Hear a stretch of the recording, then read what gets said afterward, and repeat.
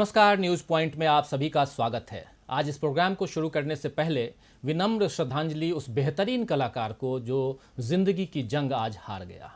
जी हां, इरफान खान सिर्फ 54 साल के थे और इतनी कम उम्र में एक बड़ा मुकाम हासिल कर लिया था इरफान खान ने। लोग इरफान को, उनकी कलाकारी को और उनकी अदायगी को कभी भूल नहीं पाएंगे। इरफान हमेशा सिल्वर स्क्रीन ही नहीं बल्कि सामान्य जीवन के स्क्रीन पर भी याद आते रहेंगे।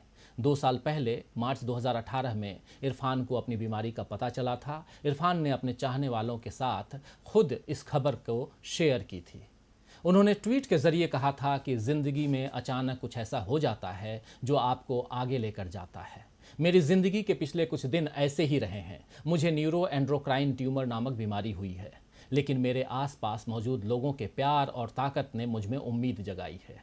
बीमारी के इलाज के लिए इरफान खान लंदन चले गए थे। करीब 1 साल वो लंदन में ही रहे और फिर मार्च 2019 में वापस भारत आ गए थे। बीते शनिवार को उनकी मां ने इस दुनिया को अलविदा कहा था, लेकिन लॉकडाउन की वजह से इरफान अपनी मां के अंतिम संस्कार में शामिल नहीं हो पाए थे और 2 दिन पहले ही खुद इरफान की तबीयत बिगड़ी। कोकिलाबेन अस्पताल, जहां उनका इलाज, मुंबई के इस अस्पताल में जहां उनका पहले से इलाज चल रहा था, वहां वो भर्ती कराए गए और आज इरफान ने अंतिम सांस ली, सदा के लिए खामोश हो गए।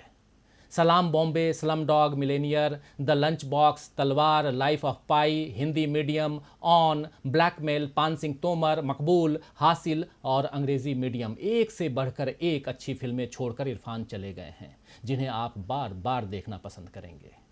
जमाना बड़े शौक से सुन रहा था, हम ही सो गए दास्तां कहते कहते। खैर, जो आया है उसे एक न एक दिन जाना ही होता है और यही नियति है। समय अपने हिसाब से काम करता रहता है। और आइए हम भी आगे बढ़ें और इस प्रोग्राम में हमेशा की तरह अमलेंदु उपाध्याय जी का स्वागत करें। तो अमलेंदु जी, आपका स्वागत है। जी धन्यवाद। बहुत दिनों से अमलेंदु जी खबर चल रही थी कि आज 29 अप्रैल को एक एस्ट्रॉयड धरती से टकराने वाला है, धरती खत्म हो जाएगी। खैर, धरती तो बच गई, लेकिन एक सितारा यानी कि इरफान खान इस धरती से चला गया, सबकी बलाओं को लेकर के। अब धरती भी सुरक्षित है, लेकिन इसी धरती पर नफरत के सौदागरों की फौज खड़ी है। रोज कोई ना कोई वीडियो या ट्वीट आपको मिल जाएंगे जो देश के अलग अलग हिस्सों की पोल खोलते हैं। ताज़ा मामला लखनऊ के गोमती नगर का है, जहां महोबा जिले के चरखारी से जो भाजपा के विधायक हैं बृजभूषण राजपूत ने एक सब्जी वाले को इसलिए अपने मोहल्ले से भगा दिया क्योंकि वो मुस्लिम था और हिंदू नाम बताकर सब्जी बेच रहा था। विधायक साहब ने सब्जी वाले से पहचान पत्र मांगा, उसके पास पहचान पत्र नहीं था, लेकिन साथ में उसका छोटा बेटा जरूर था जिससे भी नाम पूछा गया और ये पता चलने पर कि वो लोग मुस्लिम हैं तो विधायक जी ने अपनी विधायकी तेवर में उस सब्जी वाले को फिर कभी उस मोहल्ले में न आने की धमकी देते हुए भगा डाला। कल ही एक और खबर अमलेंदु जी आई थी। एक वीडियो काफ़ी वायरल हो रहा था उत्तर प्रदेश के ही देवरिया जिले के बरहज विधानसभा सीट से भारतीय जनता पार्टी यानी भाजपा के ही विधायक हैं सुरेश तिवारी, उनका वीडियो वायरल हो रहा था। वीडियो में बीजेपी विधायक कुछ लोगों से कह रहे हैं, एक चीज़ ध्यान में रखिएगा आप लोग, मैं सबको बोल रहा हूँ ओपनली, कोई भी मियाँ यानी मुसलमान के यहाँ से सब्जी नहीं खरीदेगा। इस वीडियो के वायरल होने के बाद अपनी सफाई में बीजेपी विधायक सुरेश तिवारी ने कहा है कि मैं 17-18 अप्रैल को नगरपालिका गया था, वहां 10-12 लोग थे, वो शिकायत करने लगे कि मुस्लिम लोग सब्जी में थूक लगाकर बेच रहे हैं। इसके बाद मैंने कहा कि हम उनसे सब्जी नहीं खरीदेंगे, हो सकता है इससे ही कोरोना से बचा जा सकता है। तो अमलेंदु जी, सियासत ने जो है वो समाज को बांटकर रख दिया है। नफरत के सौदागरों की कमी नहीं है इस समाज में, क्या कहेंगे? देखिए, पहले तो इरफान को मेरी भी श्रद्धांजलि। और ये लॉकडाउन जो है, मुझे लगता है कि वो इरफान की मौत का जो एक और बड़ा कारण बन गया, क्योंकि उनको जो बीमारी थी, उस बीमारी में सदमा जो है वो बर्दाश्त करना बहुत ख़तरनाक हो जाता है। और चूँकि वो अपनी माँ के अंतिम संस्कार में नहीं जा पाए, तो वो सदमा जो है मुझे लगता है वो उनको लगा और चले गए। बहरहाल जीवन है, आनी यानी रहती है। इरफान बहुत कुछ दे के गए हम सबको। अब आते हैं विषय की तरफ। असल में ये जो सब चल रहा है, मुझे लगता है कि या तो माननीय प्रधानमंत्री श्री नरेंद्र दामोदर दास मोदी जी और संघ प्रमुख मोहन भागवत जी का जो है वो अपने कार्यकर्ताओं पर और अपने समर्थकों पर नियंत्रण नहीं रह गया है। और तभी प्रधानमंत्री ने, अभी आपको याद होगा कि कहा था कि कोरोना जो है वो जाति धर्म नहीं देखता है। और भागवत जी ने भी कहा था अक्षय तृतीया के ही दिन कि 130 करोड़ भारतवासी जो हैं वो भारत माता की संतान हैं। जब भागवत जी और मोदी जी ये सब बातें कह रहे हैं तो भागवत जी और मोदी जी के चेले चपाटे जो हैं क्यों इस तरीके की नफरत फैला रहे हैं, ये समझ से परे है।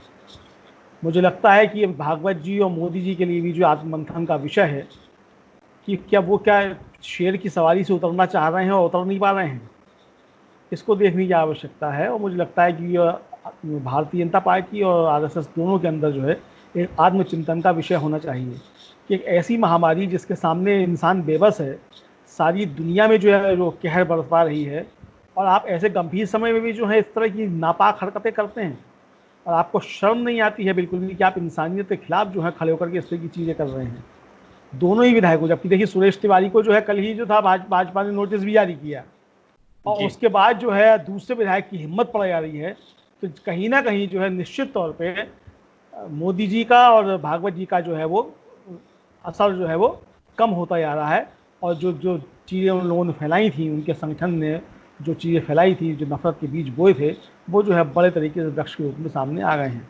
मुझे लगता है कि अगर इतना ही ज़्यादा चिंता थी भाजपा के विधायकों की, भाजपा नेताओं को, तो उन्हें सबसे पहले था माननीय मोदी जी से क्या सवाल करना चाहिए था कि आप जो थे नमस्ते ट्रंप जब कर रहे थे तो वो नमस्ते ट्रंप जो है हिंदुस्तान के लिए मुसीबत बन गया है। आप देखिए कि दिल्ली, अहमदाबाद और आगरा, ये तीन जो है वो हॉट स्पॉट बने हुए हैं और तीनों जगह जो थे वो माननीय ट्रंप महोदय के जो थे वो कदम पड़े थे। और जबकि अमेरिका में फरवरी के शुरुआती हफ्ते से ही वहाँ की खुफिया एजेंसियाँ जो थी वो बार बार ट्रंप को चेतावनी दे रही थी कि इसके जो है बहुत गंभीर परिणाम होंगे, उसके जो है इस पर सख्ती बरती जाए और इसके रास्ते निकाले जाएँ। और लॉकडाउन की तरह की चीज़ें की सिफारिश जो थी वहाँ की खुफिया एजेंसी कर रही थी।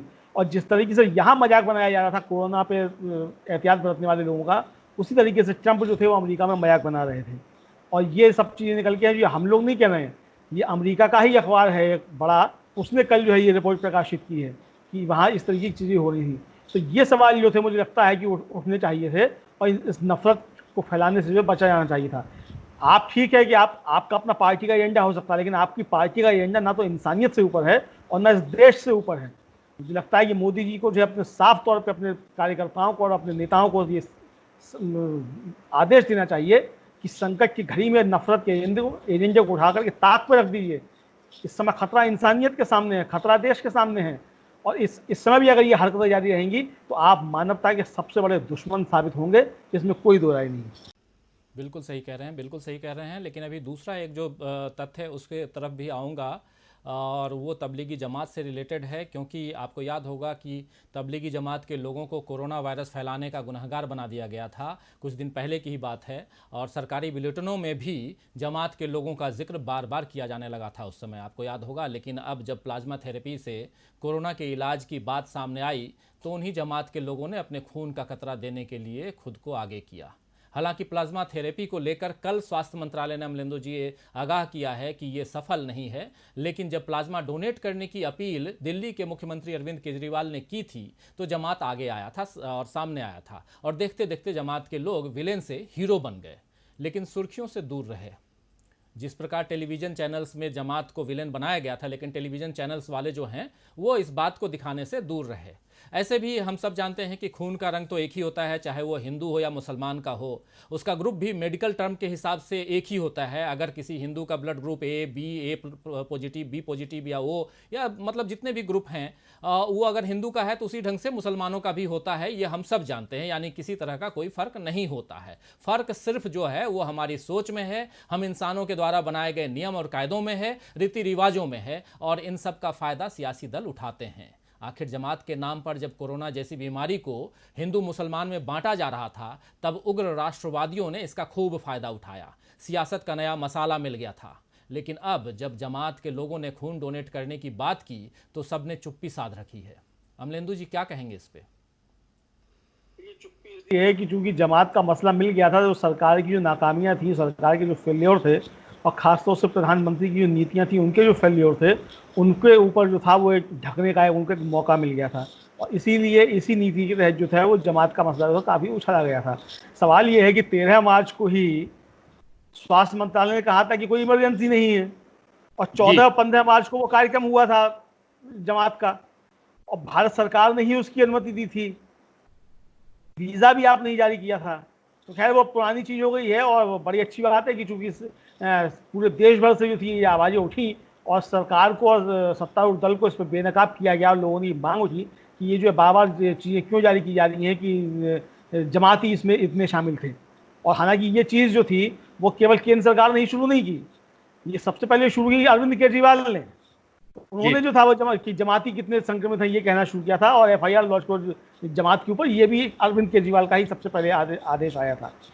लेकिन जिस तरीके से इस पर सांप्रदायिक खेल खेला गया और अभी भी खेला जा रहा है, ये बहुत ही ज़्यादा शर्म की बात है। और हम लोग तो इस बारे में लगातार बात करते ही रहे हैं कि किस तरीके से जो है ये मीडिया के लोग जो हैं इस देश के दुश्मन हो गए हैं, और इस सरकार के बुरे कामों का बचाव करने के लिए जो है ये देश की एकता अखंडता को दांव पर लगाने के लिए तैयार रहते हैं।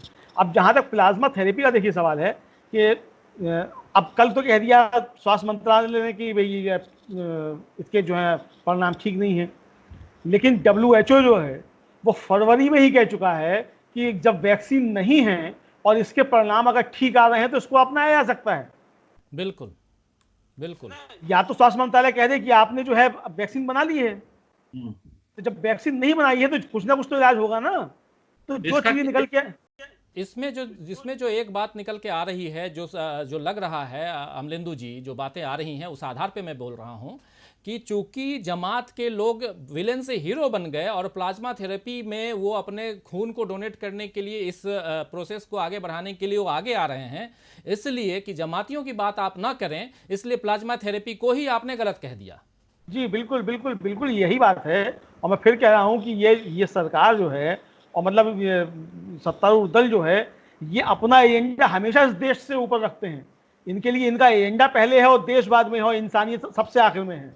तो ये समझने की चीज़ है, और मुझे लगता है कि इनको समझने की आवश्यकता है। इस संकट की घड़ी में जो देश पहले होना चाहिए और मानवता पहले होनी चाहिए, और इस तरीके की हरकतें जो वो ठीक नहीं है। भाई या तो सरकार कहे, स्वास्थ्य मंत्रालय कहे कि नहीं ठीक है कि अब जो है हम पे इलाज है, और जब इलाज नहीं है, और देखिए अभी थोड़ी देर पहले ये खबर एक अखबार में ऑनलाइन प्रकाशित हुई है कि इंदौर में जो है 3 डॉक्टर्स जो ठीक हुए प्लाज्मा थेरेपी से, उससे कोरोना से, उनका प्लाज्मा को डोनेट किया गया, उससे जो इलाज हुए लोगों की जो है वो ठीक हुए हैं उससे।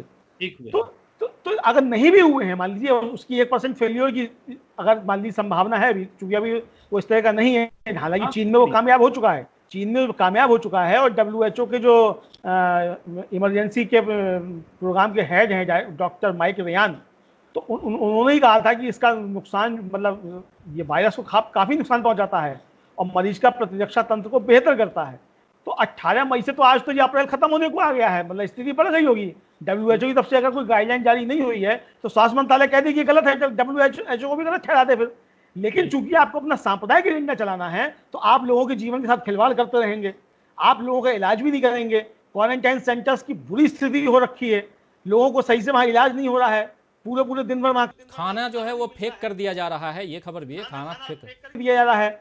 और देखिए अभी एक खबर आई रतलाम की, मैं अभी सुबह देख रहा था कि जिस व्यक्ति का रिपोर्ट आ गई कि वो नेगेटिव है, और रिपोर्ट आने के 4 घंटे के बाद उसकी डेथ हो गई। इसका मतलब है कि वो क्वारंटाइन सेंटर में ही जो था वो पॉजिटिव हुआ, उसको संक्रमण हुआ, और जिस समय सैंपल लिया गया उस समय उसकी नेगेटिव थी। तो ये स्थिति जो है ये आपके प्रबंधन की है, पूरे देश भर के अंदर जो है ये हालत है। तो आप अपनी नाकामियों पर पर्दा डालने के लिए अपना सांप्रदायिक एजेंडा चलाते रहेंगे। मुझे लगता है कि सरकार को जो इस पर गंभीरता से सोचना चाहिए, और अपना जो भारत विरोधी और जो देश विरोधी और मानवता विरोधी एजेंडा है उसको ताक पर रख देना चाहिए। देश पहले है, मानवता पहले है। सरकार को, सत्तारूढ़ दल को ये चीज़ बार-बार समझनी पड़ेगी। कृपया करके इस देश के साथ, मानवता के साथ रहम कीजिए। आपके एजेंडे बाद में भी पूरे हो सकते हैं, पहले ये देश बच जाए और मानवता बच जाए। जी, बिल्कुल सही कह रहे हैं। और इसीलिए देखिए, अगर मैं जो अपने जो इस प्रोग्राम का जो पहला पार्ट है, मतलब इरफान के बाद का जो पार्ट जिसमें कि मैं बता रहा था कि कैसे विधायक जी जो हैं वो सब्जी वाले को से जात और धर्म पूछ रहे हैं, तो ये बात यहाँ तक इसलिए पहुँची क्योंकि आपने कोरोना वायरस फैलाने का जो मेन अपराधी है वो जमातियों को बता दिया। जमात के द्वारा आप पूरे मुस्लिम समुदाय को घेर लिए, और मुस्लिम समुदाय अगर कोई भी काम कर रहा है तो उसको आप जो है अलग अलग जगहों पे जा करके, और इस प्रकार आपने नफरत पैदा कर दी है, फैला दी है कि आज स्थिति यह है कि लोग जो हैं आपसे जात और धर्म पूछ रहे हैं कि आप कहां हैं कहां नहीं हैं। तो ये, और दूसरी तरफ वही जमात के लोग अब अगर आकर के प्लाज्मा थेरेपी आप कह रहे हैं कि वो सफल हो रहा है, और कह रहे हैं कि मैं बीमारी से ठीक होकर आया हूं और मैं खून देने के लिए तैयार हूं, आप आइए मेरा ब्लड जो है वो लीजिए, तो भी आप ये बता रहे हैं कि नहीं जी, ऐसा है कि ये जो प्लाज्मा थेरेपी है वही गलत है, ये सक्सेसफुल नहीं है। तो कुल मिलाकर के आप जो कह रहे हैं अमलेंदु जी कि अभी समाज में जिस प्रकार नफरत फैलाई जा रही है, जिस प्रकार समाज को सांप्रदायिक ध्रुवीकरण समाज का हो रहा है, वो साफ दिखाई दे रहा है। और हम सबको इससे बाहर निकलने की ज़रूरत है। हमको अपने जीवन को दूसरे ढंग से जीने की ज़रूरत है, और इस जीवन में कई सारे रस हैं जिसको आप महसूस करेंगे, पसंद करेंगे, उसको आपको निकालने की ज़रूरत है। सच को सच और गलत को गलत बोलकर और देखकर समझने की ज़रूरत है, और कोशिश हम यही करें कि क्या सच है और क्या झूठ है, इस बात को हम समझें और लोगों को समझाएं।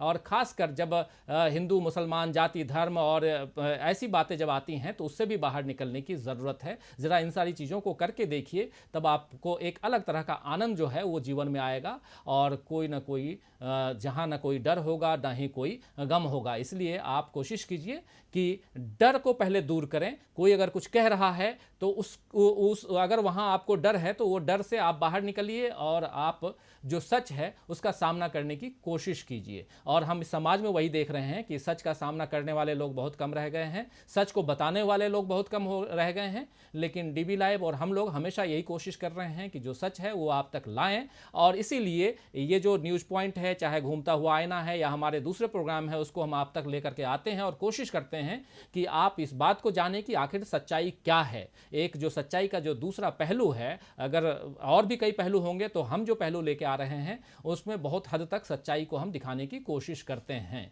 और ये हमारा दावा है। तो अमलेंदु जी, आपने बहुत ही सारगर्भी और बहुत ही मतलब इम्पॉर्टेंट बातें जो हैं वो कहीं। और आज जैसा हम जानते हैं कि इरफान खान हमारे बीच नहीं रहे, तो उनको फिर से एक बार विनम्र श्रद्धांजलि। और दर्शकों, इस प्रोग्राम को आप अगर पसंद किए तो इसको शेयर करना ना भूलिए, और हमारे प्रोग्राम को आप देखते हैं और बहुत ही ध्यान से, कई साथी जो हैं वो कमेंट भी लिखते हैं कि हम बहुत ध्यान से देख रहे हैं, तो आप ध्यान से देखिए और इसको शेयर कीजिए, और ज़्यादा से ज़्यादा लोगों तक पहुंचाइए और हमारे साथ बने रहिए। अमलेंदु जी, आपको बहुत बहुत धन्यवाद, और दर्शकों आपको भी बहुत बहुत धन्यवाद, शुक्रिया कि आपने इस प्रोग्राम को बहुत ध्यान से देखा है, सुना है।